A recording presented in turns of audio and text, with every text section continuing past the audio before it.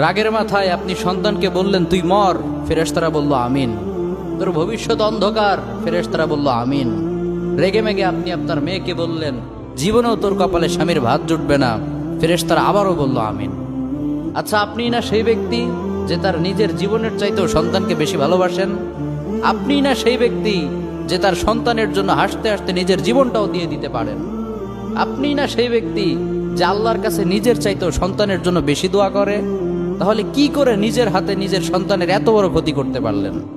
Doesn't make any sense. Common sense বলতে কিচ্ছু নাই আপনাদের?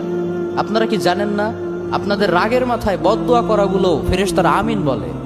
দাওয়াতুল ওয়ালিদ আলা ওয়ালাদি, বাবা মা তার সন্তানের জন্য যেই দোয়া করে সেটা ভালো হোক কিংবা বদদোয়া হোক, আল্লাহ সেটাই কবুল করে নেয়। এজন্য খবরদার, নেভার কার্স ইউর চিলড্রেন। রাগের মাথায় কখনো সন্তানকে অভিশাপ করবেন না। খুব বেশি রাগ উঠে গেলে তার জন্য উল্টা